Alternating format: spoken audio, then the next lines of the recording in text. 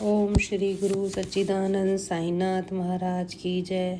साईनाथ आपकी सभी मनोकामनाएं पूर्ण करे। आशा करती हूँ आपका दिन मंगलमय हो। आज की कथा का नाम है चांद पाटिल से भेंट। चांद पाटिल नामक व्यक्ति औरंगाबाद के समीप वनों में बहुत समय से भटक रहा था। वह उसकी घोड़ी कहीं खो गई थी। वह उससे खोजते खोजते थक गया था और घोड़ी के मिलने की कोई आस नहीं दिख रही थी। इतनी सरलता से तो वह अपनी वस्तु का मोह नहीं छूटता। फिर वह तो उसकी प्रिय घोड़ी थी। पालतू पशु से आंतरिक स्नेह का होना स्वाभाविक है। कहते हैं ईश्वर किसी भी कार्य को करने के लिए स्वयं नहीं आते, वह कोई न कोई निमित्त बना देते हैं। उस दिन चांद पाटिल के जीवन में जिस क्रांतिकारी घटना का सूत्रपात होना था, उसके लिए घोड़ी का खोना एक निमित्त ही बना हुआ था। वह काफी खोजबीन के बाद आम के वृक्ष के पास से गुजरा तो वहां एक तेजस्वी फकीर को बैठे पाया। घने वन में बैठे उस फकीर को देखकर पहले तो चांद पाटिल सकवका से गए। फिर उसने मन से तसल्ली की कि यह फकीर तो कहीं भी और अपनी धुनी रमा लेते हैं। बहते पानी और जोगी का क्या ठिकाना। बाबा ने उसके हाथ में जीन देख तो वह आवाज दी, कहाँ भटकता फिरता है पाटिल। पाटिल पहले तो अपना नाम सुनकर चौंका, फिर उसके कदम अपने आप ही बाबा की ओर उठते चले गए। उसने हाथ जोड़े, बाबा मेरी घोड़ी खो गई है, उसे कहाँ खोजने जाऊं। अरे यहाँ वहाँ क्या भटकता है, देख वहीं तो चल रही है, बाबा मुस्कुराकर बोले।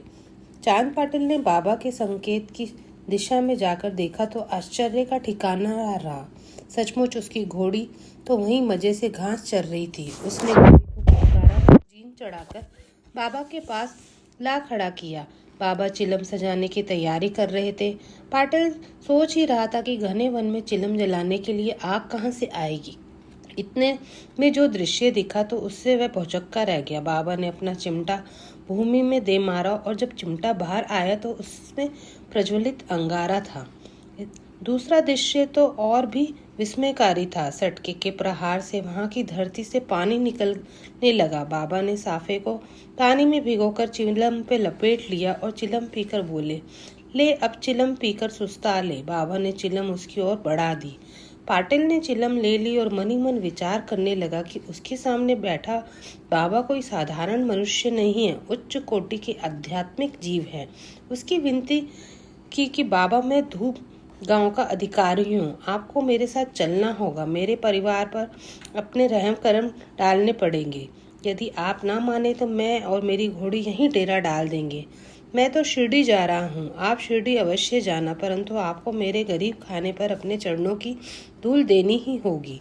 बाबा ने से भक्त का आग्रह टालते न बना और वह पाटिल के साथ घर चल दिए। वहां जाकर पता चला कि पाटिल के साले का विवाह होने वाला है और बारात शिरडी ही जा रही है। जिस दिन बाबा शिरडी के लिए रवाना होने लगे, पाटिल ने कहा, आप बारात के साथ ही चलिएगा, आपका साथ होने से हम संसारियों के कानों में भी कुछ अमृत वचन पड़ जाएंगे। बारात बड़ी धूमधाम से शिरडी के लिए रवाना हुई। बाबा बहुत पहले शिरडी से दूसरे स्थान के लिए निकले हुए थे। आज एक बार फिर वह अपने गुरु के स्थान पर जा पहुंचे। बारात ने गांव की सीमा पर डेरा डाला। बाबा गांव की ओर चल दिए। वे खंडोबा के मंदिर के सामने पहुंचे और पुजारी महासापति उस समय पूजन कर रहे थे। पूजन करके ज्यों ही मुड़े, द्वार पर बाबा खड़े पाए। जाने कैसे देव वर्ष उनके मुंह से निकला, आओ साईं। बस उसी दिन से बाबा और फकीर का नाम साईं पड़ गया।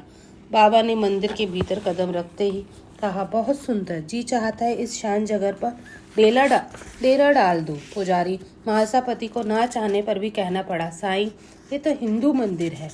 बाबा बाहर देहली पर ही बैठकर बोले, भाई सबका मालिक एक, क्या हिंदू क्या मुसलमान। मंदिर में जो ईश्वर मस्जिद में उसी का रूप है। राम कहो या रहीम, सब उस नटवर के ही तो रूप हैं। तुम चिंता ना करो, मैं मंदिर के शांत वातावरण से आकर्षित हुआ हूँ, किंतु मैंने मंदिर गांव की जीर्ण शीर्ण मस्जिद में ही ठहरने का निश्चय किया है। आज से वही मेरा ठिकाना होगा। महासापति को अपने शब्द में शोभ हुआ और उसने क्षमा याचना की। साईं मेरे वचनों के लिए मुझे क्षमा करना, मैं अनजाने में ही आप जैसी पूर्णात्मा पर दोष लगाया। आप जैसे लोग जो जहाँ बैठ जाते हैं वहीं मंदिर मस्जिद बन जाते हैं। अच्छा भाई, अल्लाह तुम पर रहम करे। महासापति और वहाँ उपस्थित अन्य जन एक बार की अनुमान ही नहीं लगा सके कि अपनी बातों की मुहनी से उन्होंने सबके मन को मोह लेने वाले वह बाबा हिंदू था या मुसलमान। ओम श्री गुरु सच्चिदानंद साईनाथ महाराज की जय। आशा करती हूँ मेरे द्वारा सुनाई साई कथा आपको पसंद आएगी। प्लीज़ लाइक एंड सब्सक्राइब करें। धन्यवाद। ओम साई राम।